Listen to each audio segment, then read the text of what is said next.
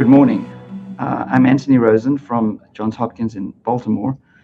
And while I would have loved to have been with you live this morning, unfortunately the time difference meant that it would be 3 or 4 in the morning for me. And I'm sorry to miss being with you all. I would like to thank King's Health Partners for the invitation to speak today. And I do hope that we will have increasing interactions in this area. Can I have the first slide, please?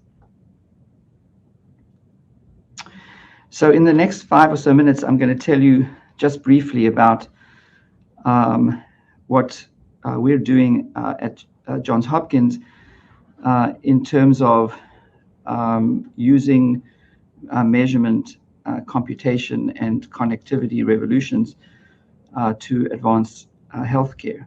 And the program that we have is called Johns Hopkins in Health, which stands for Intelligent Healthcare. And I think it fits very well in this session this morning on transforming human health through the life sciences. Next slide, please. So Johns Hopkins, in the scheme of UK medicine, is very young, but in the scheme of the United States is quite old. And the values of the founders of Johns Hopkins Medicine are really still well represented within the function of the institutions.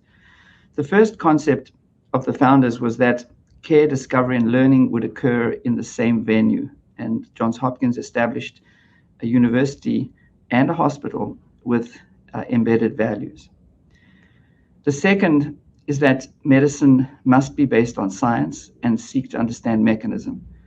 And that mechanism comes from recognizing subgroups of disease that behave in homogeneous ways.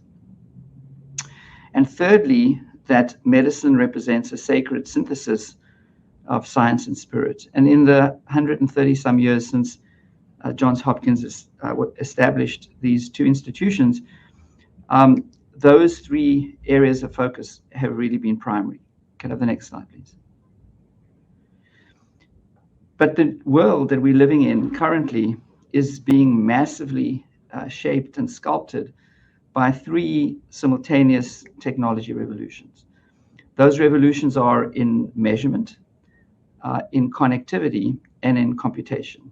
On the measurement side, it is pretty clear to anybody in the health sciences that the ability to measure with precision large numbers of analytes using tiny amounts of material from humans is dramatically enabling understanding of human disease mechanism. That understanding is enabled by really rapid advances in computation and data science, which really allows the detection of subgroups and patterns that the human brain alone cannot see. And then thirdly, there is this massive improvement in efficiency in the system, because instead of moving humans, you can move electrons, and really enables a discovery at a scale that has not previously been possible. Next slide, please. Now, Johns Hopkins in Health is the program that we have at Johns Hopkins, which is a university-wide program that uses these revolutionary tools of measurement, of data science and connectivity to discover clinically relevant and mechanistically anchored disease subgroups at scale, and then to deliver what we learn to impact the precision and value of healthcare. Next slide, please. Hopkins in Health has many components, but it was designed to be a solution whose origin and ending were both embedded in the electronic medical record, in our case, in Epic. And the reason that we made those decisions is that, in fact, many of the kind of creative opportunities really occur at this kind of patient-investigator interface, a physician-investigator interface. The second is that the Hopkins in Health has a platform called PMAP, which ingests measurement from many different sources, including basically across the entire spectrum and scale of measurement possibilities. And it ingests those in real time, over time, across these multiple domains. And that really is an important framework. The solution subgroups patients into clinically relevant and mechanistically anchored subgroups. It displays a specific patient's data in the context of all similar patients seen in the system, and it allows easy delivery of subgroup-derived insights into clinical care, and it is a system that continuously learns. Next slide, please.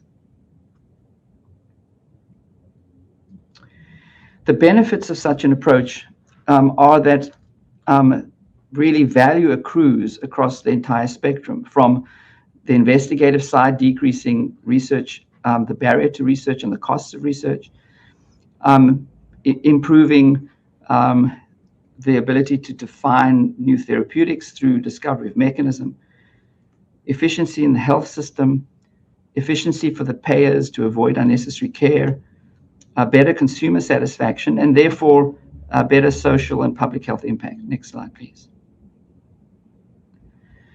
I'm just going to make one quick point, and that is that we are organized around a series of precision medicine centers of excellence that really gather data from many different orthogonal domains and put them in a place where you can do easy discovery using basically measurements of many different domains. Can I have the next slide, please?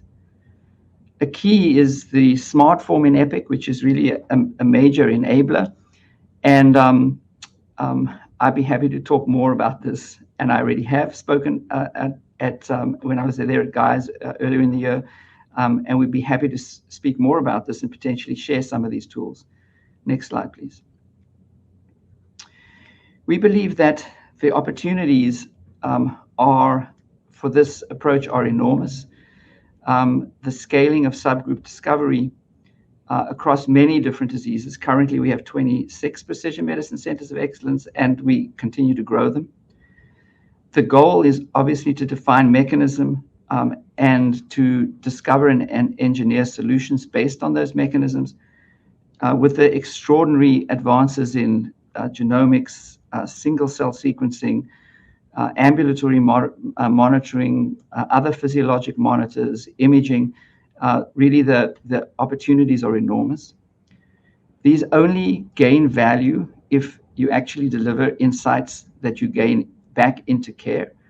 And we believe, and we're already seeing, the ability to harness value for the university, the health system, and for the patient and society. Again, I'm sorry not to be with you all this morning. I would be happy to talk to anybody who has interests in what we're doing, and look forward to interacting more. Thanks for your time.